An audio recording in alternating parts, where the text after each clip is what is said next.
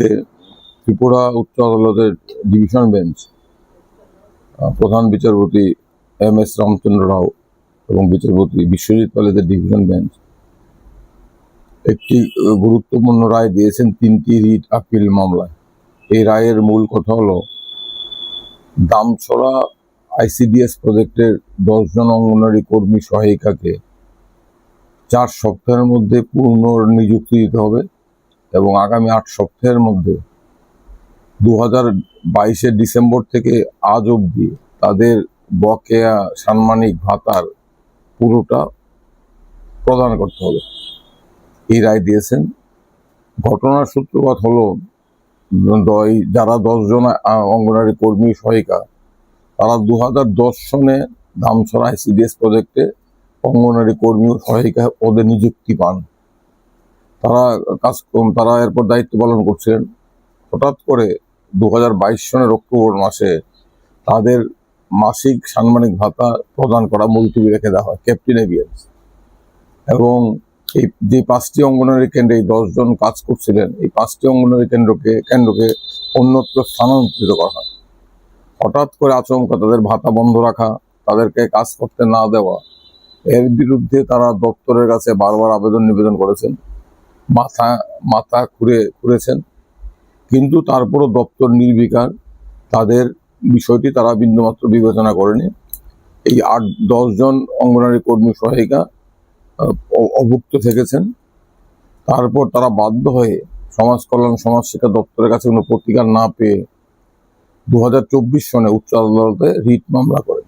সেই রিট মামলায় আমরা সওয়াল করি, বিচারপতি এস দত্ত প্রকাশিত রিট মামলায় রায় দিয়ে বলেন, তাদের পূর্ণ নিযুক্তির বিষয়টি নিয়ে দপ্তরকে আগামী 6 সপ্তাহের মধ্যে সিদ্ধান্ত নিতে হবে এবং তাদের বকেয়া সাম্মানিক ভাতা তার 50% অবিলম্বে মিটিয়ে দিতে হবে।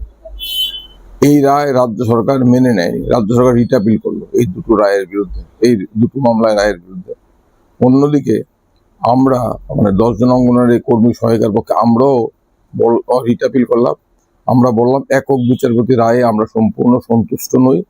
প্রথমত, আমাদের পূর্ণ নিযুক্তি এটা আমাদের অধিকারের মধ্যে পড়ে, সরকারের বিবেচনার উপর এটা নির্ভরশীল হতে পারে না। দ্বিতীয়ত, আমাদেরকে কাজ করতে দেওয়া হয়নি, সরকার এর জন্য দায়ী। তাই আমাদের পুরো সাম্মানিক ভাতা দিতে হবে 50% নয় 100%। উচ্চ আদালত গতকাল এই 3টি মামলা রায় দিয়ে সরকারের আপিল দুটো খারিজ করেছেন। আমাদের আপিলটা মঞ্জুর করে একক বিচারপতি রায়কে খানিকটা সংশোধন করে বলেছেন, বিবেচনা নয়, আগামী 4 সপ্তাহের মধ্যে অঙ্গনওয়াড়ি কর্মী সহায়িকাদের অবশ্যই পূর্ণ নিযুক্তি দিতে হবে এবং তাদের বকেয়া ভাতা 100% আগামী 8 মাসের মধ্যে প্রদান করতে হবে। এর ফলে দপ্তরের কাছে যারা অবিচার পেয়েছিলেন, যাদের মুখের গ্রাস কেড়ে নেওয়া হয়েছিল, যাদেরকে 7 বছর হওয়ার পূর্বেই দরজা দেখিয়ে দেওয়া হয়েছিল, বেরিয়ে যাও, তোমাদের কোনো অধিকার নেই, তোমরা চিৎকার করলে আমরা কর্ণপাত করবো না, তারা বিচার পেলেন এবং এটা প্রতিষ্ঠিত হলো। উচ্চ আদালত বলেছে, অঙ্গনওয়াড়ি কর্মী সহায়িকাদের ক্ষেত্রে কাজ নেই, বেতন নেই, সেটা হবে না, তাদের 7 বছর অব্দি কাজে থাকার অধিকার আছে। আর দ্বিতীয়ত, যেটা অত্যন্ত গুরুত্বপূর্ণ বিষয়, উচ্চ আদালত বলেছে যে 2013-এর খাদ্য সুরক্ষা আইন এবং 2009-এর শিক্ষা অধিকার আইনের পর অঙ্গনওয়াড়ি কর্মী সহায়িকারা বিধিবদ্ধ আইনি দায়িত্ব পালন করছেন। তারা সরকারি কর্মীর মতো সমস্ত দায়িত্ব পালন করছেন। তাদেরকে বিনা নোটিশে যখন তখন কাজ নেই তো বেতন নেই এইভাবে দরজা দেখিয়ে দেওয়া যাবে না, তাদেরকে ছাঁটাই করা যাবে না। তাদের 60 বছর অবধি কাজে থাকার অধিকার আছে।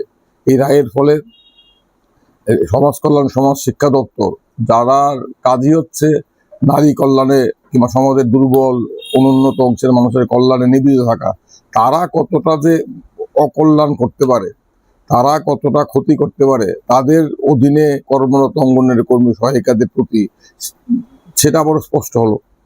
শুধু ক্ষতি করলো না, 3 বছর ধরে 3.5 বছর ধরে এই মানুষগুলোকে তাদের প্রাপ্য বেতন ভাতা থেকে বঞ্চিত রাখা হলো, তাদের মুখের গাছ কেড়ে নেওয়া হলো, তাদের 60 বছর অব্দি কাজ করার অধিকার সেটাকে বলা হলো তোমরা বেরিয়ে যাও, তোমাদের জন্য আমাদের দরজা বন্ধ, তোমরা অঙ্গনওয়াড়ি কর্মী সহায়িকা, তোমাদের যে কোনো সময় যে কোনো মুখের নোটিশে আমরা বিদায় করে দিতে পারি।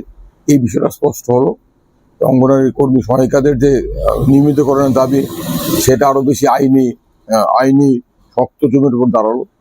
এই হচ্ছে উচ্চ আদালতের রায় এবং রাজ্য সরকারের আপিল পরাস্ত হলো।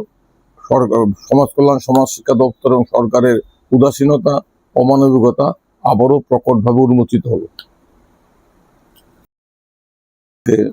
ত্রিপুরা উচ্চ আদালতের ডিভিশন বেঞ্চ প্রধান বিচারপতি MS রামচন্দ্র রাও এবং বিচারপতি বিশ্বজিৎ পালেদের ডিভিশন বেঞ্চ একটি গুরুত্বপূর্ণ রায় দিয়েছেন 3টি রিট আপিল মামলায়।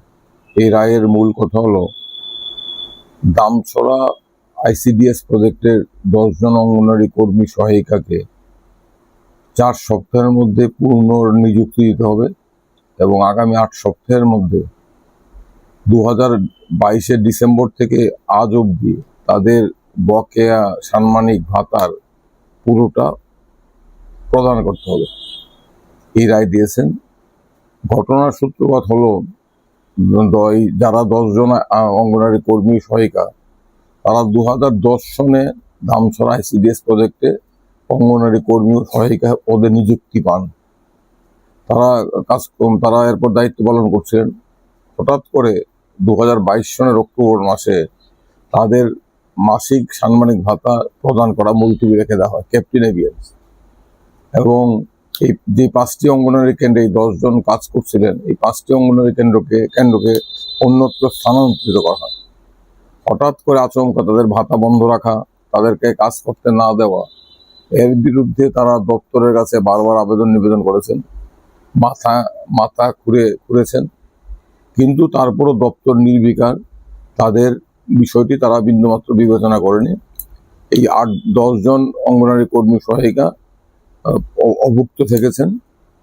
তারপর তারা বাধ্য হয়ে সমাজ কল্যাণ সমাজ শিক্ষা দপ্তরের কাছে কোনো প্রতিকার না পেয়ে 2024 সনে উচ্চ আদালতে রিট মামলা করেন।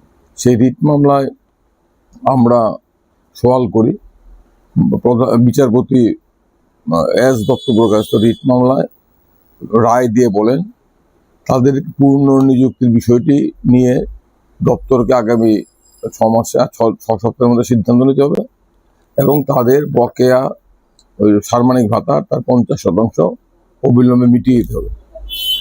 এই রায় রাজ্য সরকার মেনে নেয়নি। রাজ্য সরকার রিট আপিল করলো এই দুটো রায়ের বিরুদ্ধে, এই দুটো মামলায় রায়ের বিরুদ্ধে।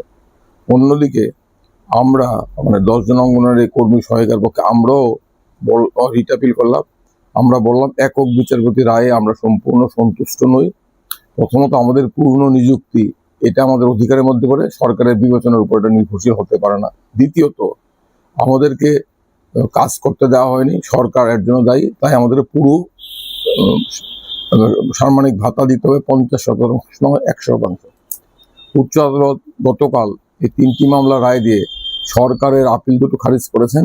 আমাদের আপিলটা মঞ্জুর করে একক বিচারপতি রায়কে খানিকটা সংশোধন করে বলেছেন, বিবেচনা নয়, আগামী 4 সপ্তাহের মধ্যে অঙ্গনওয়াড়ি কর্মী সহায়িকাদের অবশ্যই পূর্ণ নিযুক্তি দিতে হবে এবং তাদের বকেয়া ভাতা 100% আগামী 8 মাসের মধ্যে প্রদান করতে হবে।